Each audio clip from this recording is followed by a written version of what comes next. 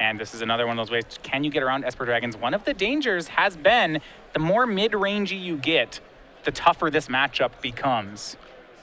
So I am guessing, you know, you've just played, or you've played a lot more Esper Dragons than I have. Is Perforos a problematic card? Now, you can counter it, obviously, but assuming Perforos resolves, how big of a problem is that for Robbie? You don't have many ways to get it off the battlefield. It's one. Remember, Esper Dragons, in a lot of ways, isn't a pure control deck. You don't have answers for everything. You don't always win against every matchup when you go super late. In a lot of ways, you're a mid-range deck. Perforos, Whip of Erebos, Mastery of the Unseen, these cards are problematic for you if they resolve. See both players here at 7 and 0. So these players are into day 2 with room to spare, and they're trying to be the 9-0 player. They trade tap lands to start the game. Zack Fast is on 6 cards. Starts on Seeker of the Way. Yeah, I would expect a Perforos to be a pretty big deal if it comes down. The thing which Esper Dragons can do is they hang on to control for a while, but instead of trying to hang on to control indefinitely and grind you out with card advantage, they only need to hang on to control until they can start smashing Ojutais into you. And it's good to remember with this deck that's, you know, it's a lot that they do have a turn the corner moment. If you remember the old blue-black control decks that used to be a stack of Think Twices and then 3 Grave Titans, it's kind of similar in that regard, where you're just surviving to your finisher. You're not surviving forever. Sure. Go over to Zack's turn as Robbie plays another Dismal Backwater. He's going to raise the alarm to prowess his Seeker of the Way, swing it on in. See if he has more lands. Remember, he was down a card. I like committing a lot into the board here because there aren't actually that many ways that Robbie punishes you for this play.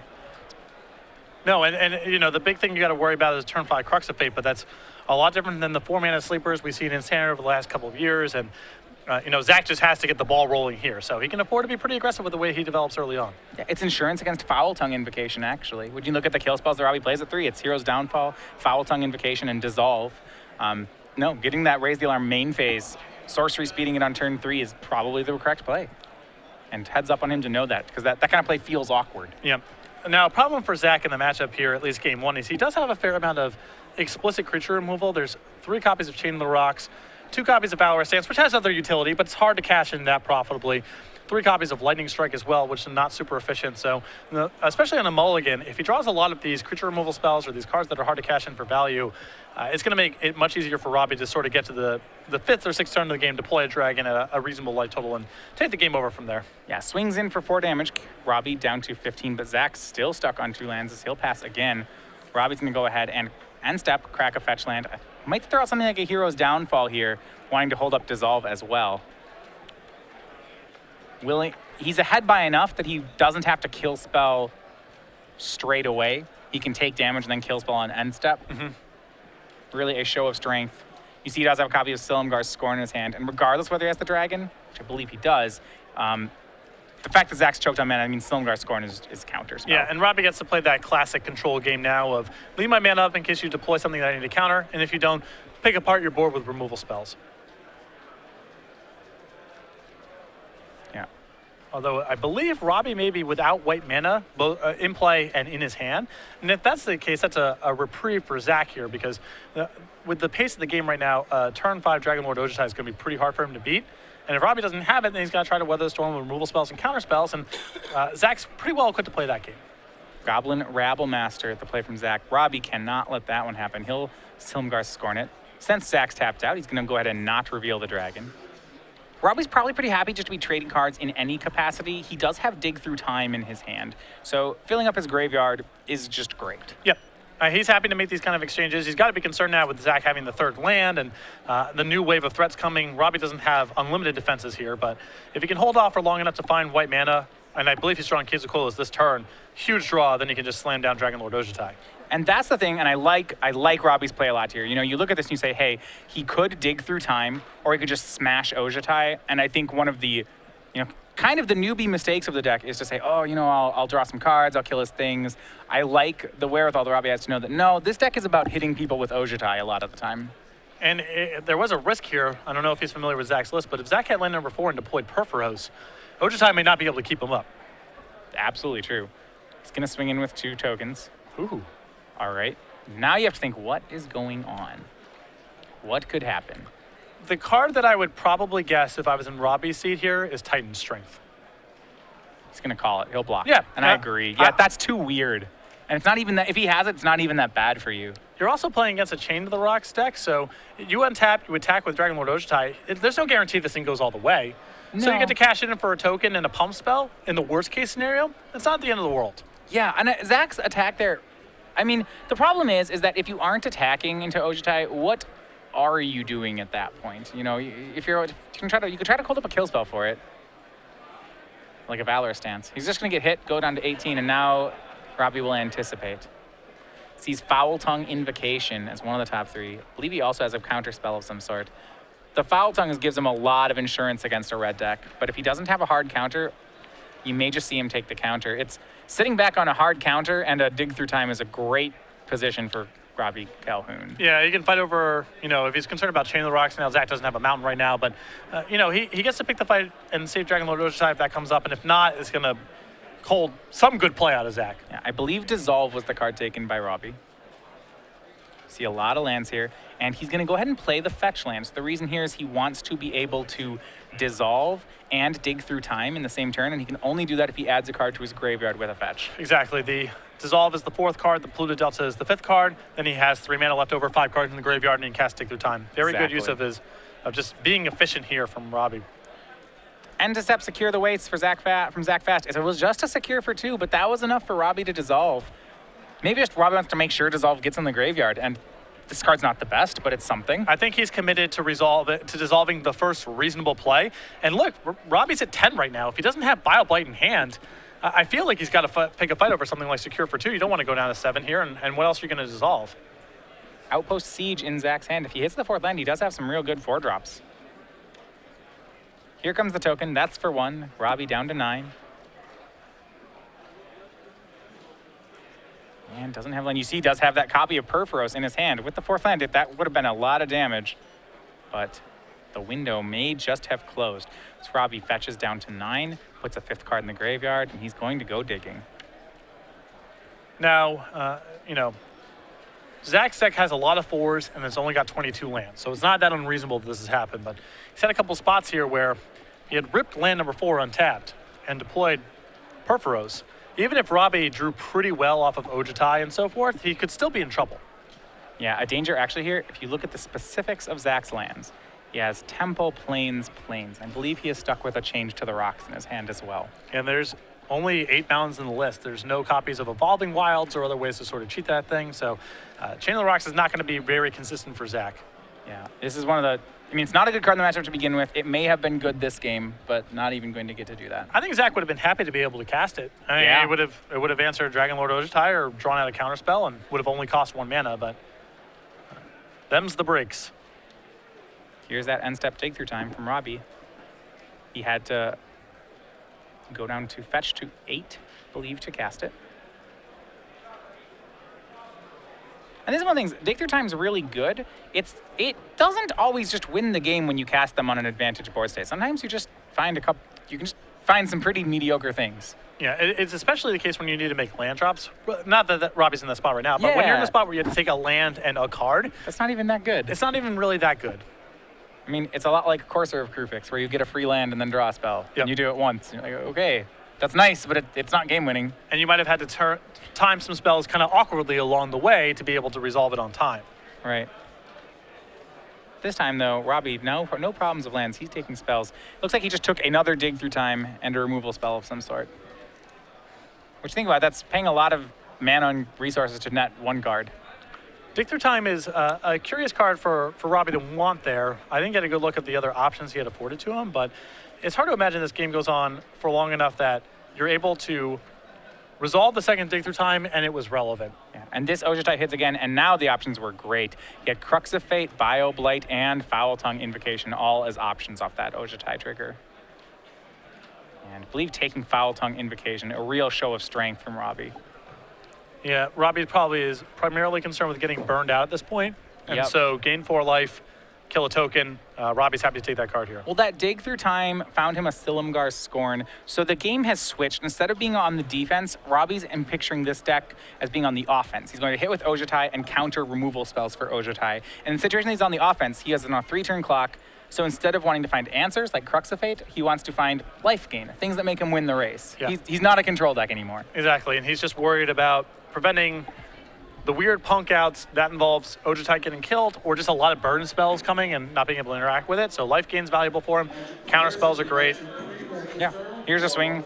Robbie could take one. He could also just foul tongue it. If he's going to do it anyway, maybe he does it now. No, go to 7. He's fine. Anytime before the end of the last round of the Open.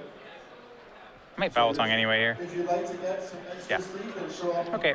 just a few minutes before A little surprised he didn't do that before, just because that's what it was always going to hit. But okay, he goes up to 12. Premier IQs up at the stage. As we go back, gets to untap with Ojutai. And this is the frustrating part about playing against the deck, is that once Ojutai hits once, you just get the sinking feeling that it's never going to stop. Yeah, you basically, in my opinion, have a one-turn window to kill it.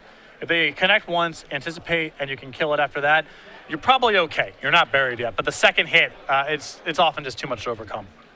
Yeah, Ojutai connecting for the 3rd time, finds another Foul Tongue Invocation. And you see he's going through a ton of them. This is one of the movements of the deck. Robbie playing 4 Foul Tongue Invocations in the main. And a lot of that's a concession to the mirror match, where you want as many copies of that card as you can really get your hands on, at least game 1. And then it also helps quite a bit in the heroic matchup. Yeah, down to just 2 copies of Anticipate, only 2 copies of Dissolve to make room for those. And up to 4 Ojutais and 1 Silumgar. Portling Outburst, that'll get a counter spell. And I love no hesitation there from Robbie. At this point, he's not using his counter spells and saying, I'm going to try to stop the one singular card I care about. He's trying to close the game racing. out. He knows that Zack can't really fight back with no board, and so this also sets the stage for him to have a very efficient dig-through time with his leftover mana. Yeah, and that dig-through time, perfect amount of mana, 7 cards, probably will find another counter spell. Doesn't even need to. He has a second note. He could just swing with Ojutai, and then if it dies, play another Ojutai. That's fine. He has one in hand. I really like the way that Robbie is navigating this game, because he's not viewing it from the perspective necessarily of what are the list of cards that I really concern myself with and allow my opponent to make inroads on the board otherwise. He's saying the game's over in 2 turns. This card was my opponent's entire turn. I'm stopping it. Yeah, he's playing this as an aggressive deck, not as a control deck. He thought sees. Sure, he'll go to 10. Take a look at what he's up against. And I'm not even sure if I'm Zack if I want to show him this Perforos. But he will. Stoke, Perforos, Chain to the Rocks, Outpost Siege. And you can see Zack had a plan here. I mean, he was hoping that he could get that Hoarding Outburst to resolve. That would have allowed him to stoke the flames, because that's basically free. Yep. And maybe he can put it together lethal. I mean, there was a game plan here. It just didn't work out because Robbie had no hesitation there and just used Slumgar, scored immediately on the Hoarding Outburst. And here's Ojutai, finds 3 cards, only 1 spell. Robbie will easily take that. More Foul Tongues in his hand. And Robbie just full grip, with Dragonlord's Prerogative in hand, Dig Through Time in hand, not casting any of them. Stoke on Ojutai will get countered. Zack's down to 3, passes. Robbie untap until hit. That'll do it. Game 1 over to Robbie Calhoun.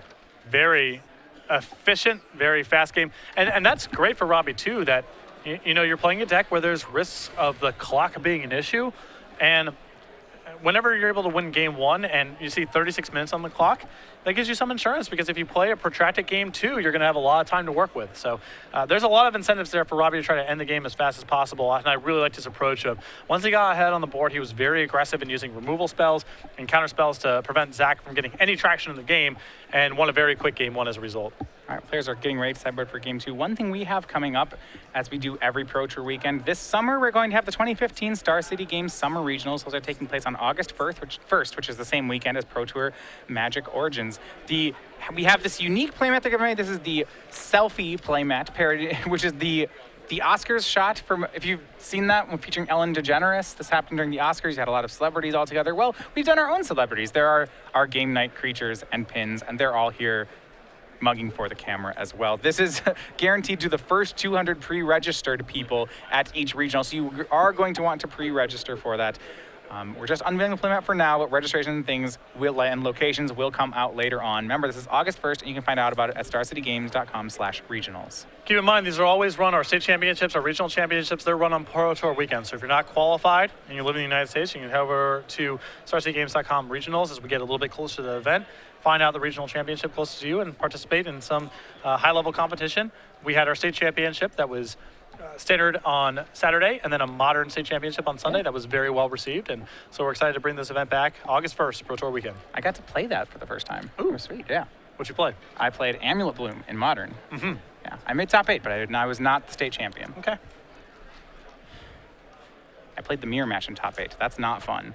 It's really not interesting. It's just whoever kind of has it. Yeah. I mean, you board in 5 interactive things. It's a lot. 5's a lot. Maybe more like 4 or 3. You just kind of hope that you have it, and being on the die roll, being on the play is better, but having it's better than that. It's not that cool. How long have you been playing Magic for? What was your first set? That's really, so you mean like if someone bought me cards, or actually I knew what I was doing?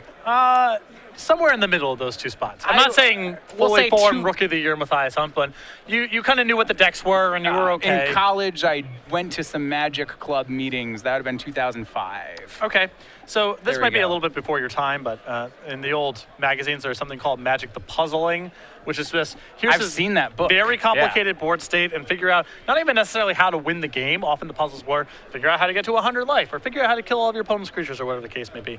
I was never very good at those kind of things. That's not where my strengths as a Magic player lie. And so decks like Amulet Bloom, which feel much more like Magic the Puzzling to me than Magic the Gathering, they are not in my wheelhouse. But I know this is kind of your core strength is decks like this. I've been trying to keep a list of every time I see a board state that I feel like is a Magic the Puzzling puzzle when I play Amulet Bloom. I screenshot it, and I'm trying to get enough of them where I could, to be like, hey, here's a bunch of really sweet Amulet puzzles. Sure. Some of them I solved, some I didn't in time, and it does happen, which is kind of neat that you don't normally encounter them naturally in game states. Yeah, but with Amulet, it comes up all the time. Where Yeah, there's these it feels convoluted, that way. figure out a way to get your Titan into play and have it get haste this turn. And often there's some finagling to do that you can set that up, but that is not where my skills as a Magic player really lie. I think that's why I really like coming back and just continuing. Combo decks oftentimes can get pretty repetitive if you play them. I think that's why I really still enjoy playing the deck about 2 years after starting to play it, is that you hope those situations are going to come up because they're that fun. And High Tide, another deck that you play, has some elements of that, probably not to the same degree as Amulet Bloom, but there's some. Yeah. Can you figure out a way to look at one more card, or you know what I mean? It's interesting. So High Tide, the cantripping is really difficult because you have just 100 of them. Once you start comboing, it's really forgiving because you just have 100,000 mana, so if you do everything in the wrong order, it's fine. With Amulet, the entire combo procedure is walking on pins. It's you screw up one thing, you're like, oh, I it's not just I'm okay, it's I lost when you screw something up. As opposed to a deck like Sneak and Show, which is there's not a ton of nuance to the way you're setting up your particular spots. It's just kind of catch your stuff, and there's definitely skill in playing the deck, but it's testing a different skill set than those kind of decks. Yeah, the skill of decks like Sneak and Show is what did you do before you comboed?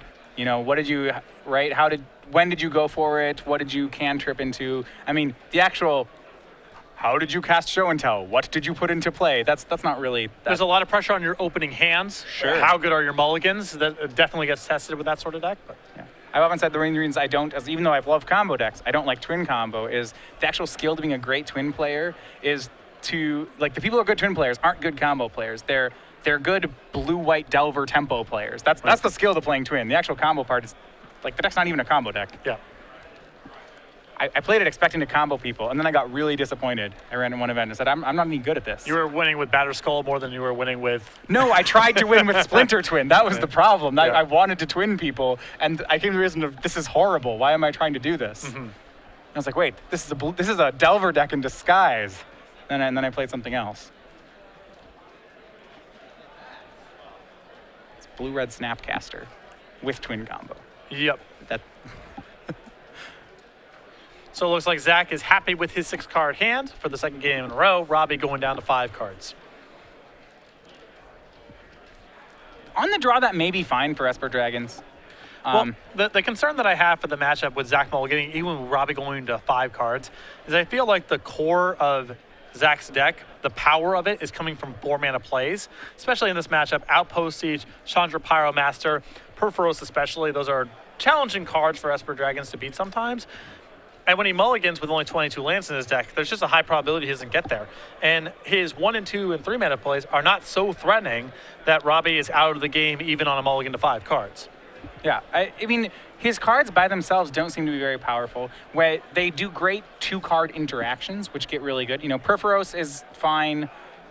Raise the is weak, raise the arm is weak, raise the arm with Perforos is strong. So as he gets to fewer cards, his cards have to be standalone good. Exactly. You're going to get more spots of raise the alarm with no synergy or Perforos Right. with no creature, and those are not spots where Zack's going to play a very good game of Magic. It's like Perforos with one creature. That's not a token. It's like Perforos plus Seeker. You're like, that's okay. So Zack starts out on Mountain. Robbie on Urborg, he'll Thought Seize. You see 2 Lightning Strikes, a Monastery Mentor, and a Secure the Wastes. It's not a great... This hand is relying a lot on Monastery Mentor. Thought Seize is really going to hurt it. Exactly. Zack's sideboard here, 2 Glare of Heresy, 2 Banishing Light, 2 Dragon Hunter, a Burn Away, 2 Ride Down, 2 Searing Blood, 2 Rose, 2 Surge of Righteousness. Not a lot, really, for this matchup. And so he has to leave in cards like Lightning Strike. And Yeah. that's really going to magnify the power of this Thoughtseize now that Zack is down to 2 Lightning Strikes and to Secure the Waste and only one other land in his hand. I mean, if you were Lightning Striking with a Mentor in play, then those strikes become okay. But as it is here, you look at both their hands. Zack has 2 lands in play. His hand is 3rd land, Secure, Strike, Strike. That does, I think, even less than Robbie's hand. Robbie's hand is land 2, land 3, which is a Temple, Bioblight, Ojutai. And I don't know, both players are just kind of doing bust-up thing, like just treading water. Eventually what's going to happen is Robbie will cast Ojutai. Yep. And then he'll win. The burden is on Zack to be the aggressor because Yeah. Robbie has very clear inevitability. The only thing that Zack has in his deck to potentially muck that up is Perforos. That's the card that allows him to win a game even when Robbie's doing his thing. Yeah, a 2-up. He'll go ahead and shoot the Lightning Strike off at Robbie's face. Robbie's down to 15. And with no Seeker or Mentor in play, or in hand even, that's the play. Draws another land. He'll play land 3. And I was wondering if he's going to do this. He's going to go ahead and secure on for 2 while Robbie has and represents no counter spells. Zack can't get this countered. You know, he's already He's dead very if light it's on countered. very light on real resources. So it does not necessarily look great to be main phasing a Secure the Waste for 2, but that's how it's got to be. Duress. Robbie's going to fire it off before it's dead. Takes the last Lightning Strike, leaves Zack with a Mountain. He'll play that, and a land here. He could play an untapped land to Bioblight. He does have an Urborg in play, or he has a tap land. But Robbie, clear game plan. Lands 3-4 in his hand and an Ojutai. This is looking great. The ability to cast Dragon Lord Ojutai. He can Bioblight if he wants to. It looks like he just wants to get his land, his Temple out of the way this turn, but what a position of strength where Robbie just didn't Bioblight there. Templing was better. He was okay to pay life for it. I think that Robbie would have been better served by Bioblighting that turn because, you know, he has an opportunity to play the Temple tapped next turn, and then he's probably on 5 mana and Ojutai. I'm not really looking to take this extra 2 points of damage here. Yeah. That said, Robbie's still in great shape. Yeah, and what his scry was he kept an untapped land on top. So you see untaps, and he'll go ahead and Bioblight away the tokens. Saved until Zack's upkeep in case Zack had another Raise the Alarm or Secure the Wastes. Yeah, I like the Well timing played. there a lot. And here's Monastery Mentor from Zack. Great card. And but here's Ojutai. We've seen this game plan from Robbie before, of just getting very aggressive, throwing this out there. Now, he's got very little protection for this. He's just got anticipated in hand. If Zack has something like Valorous Stands, like Stoke the Flames, some way to remove this Ojutai, even Chain the Rocks after the fact, Zack might claw back into this game. He does have a window here to remove Dragonlord Ojutai and probably be fine. And interestingly, he goes ahead and passes. He maybe could have just, I want to say he could have just swung Monastery Mentor into Ojutai. I don't buy it. You block it? Robbie just snapped him off last time and immediately blocked when it was a token in front of Dragonlord Ojutai. Monastery Mentor, with Zack representing spells in hand, I think Robbie's blocking there real fast. But what happens, okay, so the counter is, what happens if then Robbie just doesn't attack here? What if he just keeps that Ojutai and says go? I don't think I would have, I think to that end, I would have been fine with Robbie casting Anticipate first to see what's up. Because if you find a counter spell, then go ahead and attack. Based on that information, you may do something very different. Finds Thought Seize, Ojutai, Dig Through Time off this Anticipate. Valor Stance is coming after Ojutai. Yeah, you almost want to see him cast his Anticipate before swinging the dragon. Yeah, just it can only provide more information. Yeah, and so the dragon does get killed here, and Zack gets a monk token. Now he's got some game. Oh, definitely, and Robbie with Dragonlord Ojutai in his hand, but this is going to be pretty slow. And Hordling Outburst, yeah, wow. From Robbie Calhoun, I think he a little aggressive with the Ojutai, and that could come back to get him. if you're going to attack with Ojutai there, anyway, I'm fine with it. At the end of the day, you say he's gotten a couple draw steps, I need to hit with this thing to gain an advantage. I'm okay with that. I still think ultimately you're better served attacking first. Or anticipating first? Or, excuse me, anticipating first. Because let's say even if you find Hero's Downfall, you can downfall the Mentor first, and then if you get hit with Valorous Stance or Stoke the Flames, well, then there's no Monk token left over.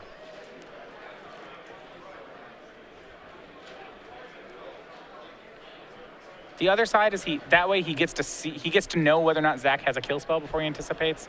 Hard to say. He does take 5 damage though off that attack, and now Robbie in a tough spot is going to have to dig through time, and he may need to just find a Bio Blight. He's got three copies of Drown Sorrow on his sideboard as well, so he's definitely got some big hits here. Drown Sorrow would be huge. You're absolutely right. And against the tokens deck, those you have to assume those are in. Yeah. If he has found one, this will clean everything up. And he has. Drown in Sorrow takes care of Zack's entire board. And what a play for Robbie Calhoun. Speaking too soon, he's able to clean it all up. Here's 4 mana. This is Stoke the Flames. Robbie's down to 4. Like how he plays it when Robbie's tapped out. Yep. Robbie's gonna tap out for another Oshitide. Hope. I believe. We'll see. Here we go. Here's the dragon. Don't kill him. Slumgar Scorn, I believe, Oh, is that left is on hand. oh, that's dirty. Okay. So he's just got Zack covered. Temple from Zack. Robbie's at 4, but this is going to be really hard for Zack to get in. Yeah, being counterspell in this spot is going to be challenging. He's going to need 2 game-winning draws, and he's going to need Robbie to not find another counterspell off draws and Ojutai hits. Even Foul Tongue Invocation here is a huge game, even if Zack doesn't draw another creature for the remainder. Foul Tongue Invocation more or less counters Stoke the Flames. Yeah, here's Ojutai. Zack's down to 15. It's going to be 4 hits from Ojutai to try to seal it off. First Scry looks like a counterspell and 2 lands. If Robbie does have 2 hard counters, Zack is not going to get through that. Yeah, not dead, but pretty close. Ojutai's real good. Here's Hordling Outburst. Well, he has a Bio Blight. I think he'll let that happen. Yeah, Robbie was very quick to counter that, but if you can cash in the Bio Blight for this and leave the counter spells for burn spells, he's better served. Yep, Bio Blight takes care of it. Yes, he stopped before he did that. He checked how many cards in hand. Zack says 0. Yep. Okay, this works. 5 more. Zack down to 10. Another Anticipate. And he just wants counter spells right now. There aren't uncounterable threats that he has to worry about. 3 counter spells in hand now. And there's no breaking through this. Zack only gets 2 draws. What a turnaround for Robbie this game. I mean, it actually kind of went in turnarounds in 2 stages where it felt like Zack had no game initially. Yep. Got it turned around, and then Robbie on the ropes there found Drown Sorrow, and from there was just no letting up. And like how Zack played it, he had to keep committing to the board and force Robbie to have it. You can't, playing around Drown and Sorrow is too big of a price there. I mean, if he plays around Drown and Sorrow, Robbie's other card in hand, Dragon Lord Ojutai. So if you slow roll your threats, Dragon Lord Ojutai comes down, you can't block and you lose that way. I like Zack going for it in that spot, but that dig through time yielded Drown and Sorrow and there was no coming back. So there you have it, 2 games to 0. Robbie Calhoun moves to 8-0 with 1 round to go. He remains undefeated with Esper Dragons.